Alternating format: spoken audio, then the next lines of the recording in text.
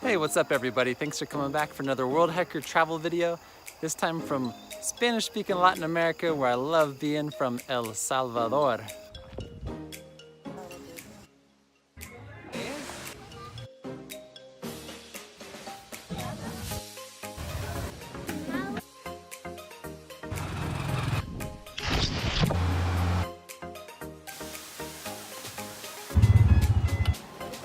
El Salvador is a country that a lot of people have told me, don't go, it's not that safe. I in fact had skipped it about 8 years ago when I went all the way from Sacramento to Bogota, Colombia by bus.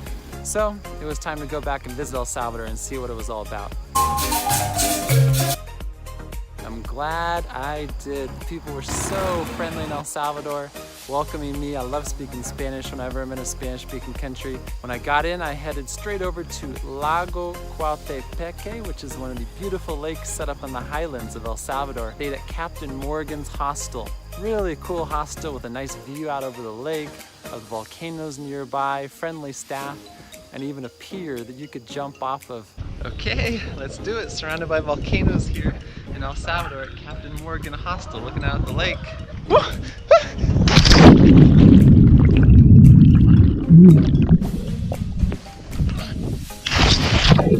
Next day I went up to Volcán Santa Ana, which had this beautiful green crater on the inside of it.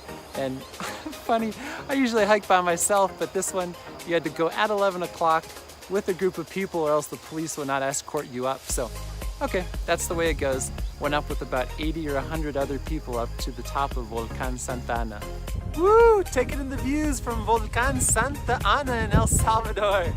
Fun meeting a couple of Spaniards there who joined up with me, and we got to visit some of the small towns. Exploring the cathedrals here, little towns in El Salvador. Got let up by the nice guy downstairs here. Was interested in visiting El Tazumal, one of the ruins in El Salvador, on my way to Ruta de las Flores, or the flower route, which takes you through these little small towns, really fun towns to visit. Reminded me a lot of Mexico. Friendly people, street food everywhere, colorful murals, really typical Mexican El Salvadorian feel here in the highlands of El Salvador. And to get some of the feel of the famous Pacific side of El Salvador, where they host international surfing competitions, I headed down and spent the night in Los Cobanos. Nice spot, local beaches, not very many tourists at all.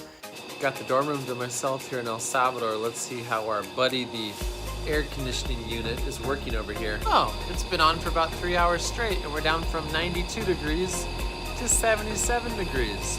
Pumping out some cold air. We drove along the entire Pacific coast, passing by El Tunco. Massive waves. It's easy to see why the world collides on these southwest beaches of El Salvador and the Pacific here to test their surfing skills. I met a biologist on the beach that was releasing 150 sea turtles that had just been born the night before. If you're coming from the US, Europe, Australia, New Zealand, and want a budget destination, I'm just amazed how I could have dinner for $1, $1.50.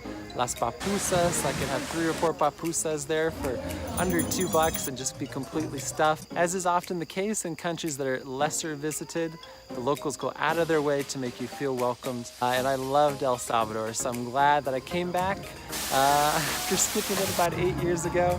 Anywhere in Latin America, I feel at home, so glad to have visited the tiny country which has a lot to offer. You go from the mountains to beaches in really a short drive because it's such a small, compact country.